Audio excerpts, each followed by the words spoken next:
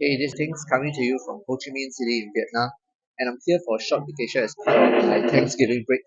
And this is actually my first solo trip. I'm really loving the atmosphere here in this cafe. It's nice to be able to be alone in my senses and just get away from the hustle and bustle of everyday life in Singapore and just tune out. While I'm still getting a bit of work done overseas, I think importantly I came here to try and reflect on the past couple of months where I've been working hard, almost to the point of burnout, and try to recharge for a bit and re-energize myself and possibly seek out some new revelations. Now, so far the weather here has been pleasant.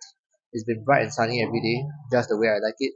I'm really lucky that there hasn't been any rain going on to kind of thwart my travel plans. And in terms of the food and the people, those have been awesome as well. In terms of the cuisine, that has been really easy for me to adapt to because it's similar Asian food to what I have at home. But it's distinct enough for the meals to feel refreshing from what I have back in Singapore. And people wise are generally very friendly. It also helps that the Vietnamese here in Ho Chi Minh City speak English a little bit better because I don't understand Vietnamese language at all. So as a foreigner, I'm just really pleased that there are a couple of food stalls which have menu options in English, which is very useful for me. And right now, I'm actually having some Viet coffee as well. So Viet coffee is really strong, so that it really helps to keep me wide awake. Though it can be a little bit too sweet, but I'm not complaining. Now, initially, I was apprehensive about traveling solo, as I was wondering what would happen if I fell unwell. Who would take care of me? There were also a few safety concerns, but I've come to realize that human nature works in mysterious ways. Despite all the mini mishaps I've had on my trip so far, I would say that I've adapted fairly well thus far. I also chose Ho Chi Minh City as I've already been here, which I think can be a good guide for some of you watching who might be on the fence of going for your first solo trip as something that you can consider is going somewhere that you are really familiar with. Now, as I was saying, I've been to Ho Chi Minh City once last year, but that was for a business trip.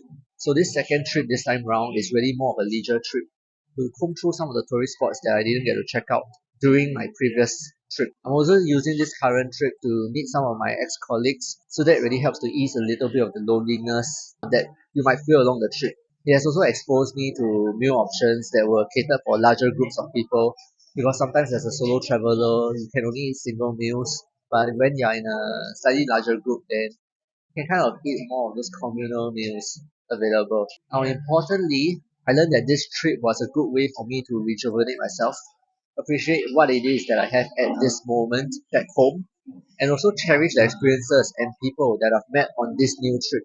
My Vietnamese ex-colleagues, they were very nice and friendly, and they actually applied for leave to accompany me for a day tour on their motorbikes around the city, which I feel is the best way to travel around Ho Chi Minh City. And I can't help but draw contrast to Singapore, where many of us are so busy that we won't even stop to offer assistance to others. It reminds me that kindness and giving back are virtues that will ultimately make us more fulfilled, and I'll try to practice more of that when I'm back in Singapore. It's also reminded me to try and keep in touch with some of my friends that I've not connected with for a long time back in Singapore. Because on this trip, as I connected with my Vietnamese ex-colleagues, so many nostalgic moments and emotions came back. And it's a very nice and warm feeling that reminds me how fortunate and blessed I am to have these friends in my life. Now, besides meeting my friends here in Vietnam, obviously there has to be a solo aspect to it. I also went on a Kuchi Tunnel and Mekong Delta trip alone. And during that tour that was organized by Klub, I got to meet people of different nationalities from different parts of Europe, Netherlands, France, UK. I also met people from Australia as well as Bahrain. And it's so fascinating that how, despite all of us being on different life paths, different age groups, we all ended up on the same tour because of common interest to understand more about Vietnam, the war history, and so on. And it's a reminder that inevitably there will be people that come and go in your life sometimes. But let's just be appreciative of the fact that, these life paths from all these different individuals once interlaced and learn to seek solace in that fact that it's fortunate that we got to meet each other instead of feeling any remorse that these moments are fleeting. Now, ultimately, your solo experience might be different from mine. I loved this experience from this trip because it allowed me to introspect more deeply, and I strongly recommend that if you are on the fence, just take the plunge and go for it. Every solo journey is unique, and mine has been deeply introspective. Now, if you are hesitant about solo travel, my advice is to just go for it. Personally, I was on the fence of booking my tickets for a very long time, but I'm definitely glad I did do so. These opportunities are fleeting, and you should always seize them when you have the moment.